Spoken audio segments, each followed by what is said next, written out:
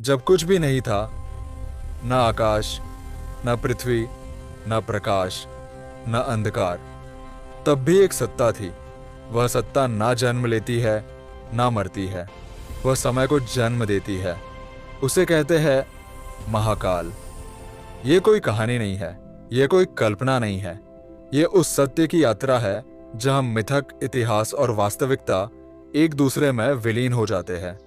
यह यात्रा है उज्जैन की। उज्जैन, भारत का हृदय।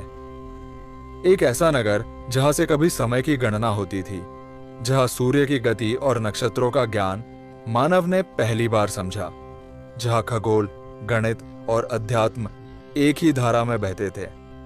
इतिहास कहता है उज्जैन प्राचीन भारत की वैज्ञानिक राजधानी था। यहीं से ग्रीनविच से पहले भारत ने समय को मापा और इसी नगर के केंद्र में स्थापित हुआ एक ऐसा देवालय जो बाकी सभी से भिन्न था। यह मंदिर स्वर्ग की कामना नहीं करता, यह मोक्ष की भीख नहीं मांगता। यह मंदिर मृत्यु को स्मरण कराता है। यहां विराजते हैं महाकाल। पुराण कहते हैं एक समय उज्जैन पर दूषण नामक राक्षस का आतंक छा गया था।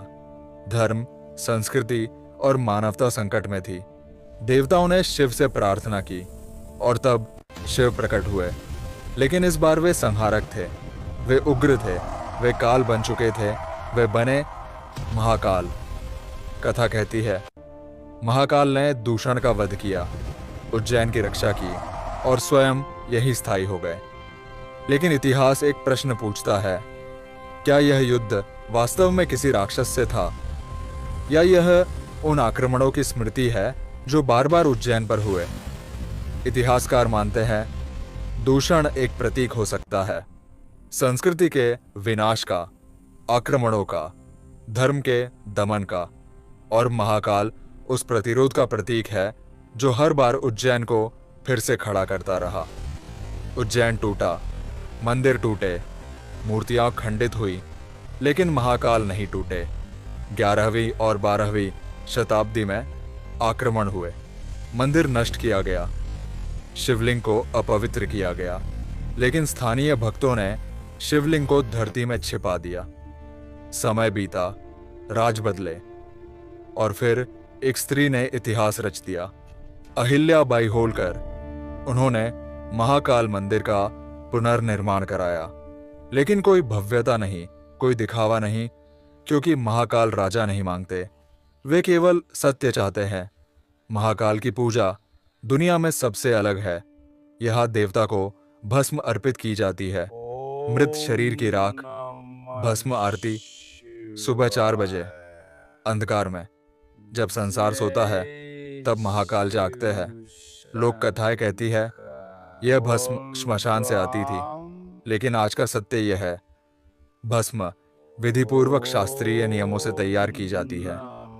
तो फिर मिथक क्यों बना? क्योंकि मिथक भावना देता है और वास्तविकता विश्वास को संभालती है। महाकाल मृत्यु के देवता नहीं है, वह मृत्यु को स्वीकार करने की शिक्षा है। वे कहते हैं जो जन्मा है वह मरेगा, और जो मरेगा वह सत्य में विलीन होगा। इसीलिए महाकाल के चरणों में राजा भी भिखारी बन जाता है और समय भी सेवक। आज उज्जैन बदल चुका है, भीड़ है, रोशनी है, तकनीक है, लेकिन महाकाल आज भी वही है। वे न बदले, वे न झुके।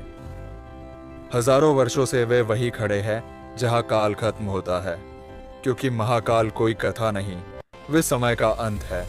और जब सब कुछ समाप्त होगा, नाम, रूप, संसार, तब भी जो रहेगा वह होंगे महाकाल। और यदि आपको यह कथा अच्छी लगी हो तो इस वीडियो को लाइक जरूर करें, हमारे चैनल को सब्सक्राइब करें और कमेंट में लिखें जय महाकाल। साथ ही बेल आइकॉन को भी क्लिक करें ताकि महाकाल इतिहास और ऐसी ही गंभीर, सच्ची और आत्मा को छू लेने वाली कथाओं के अपडेट आप तक सबसे पहले पहुंचते रहे।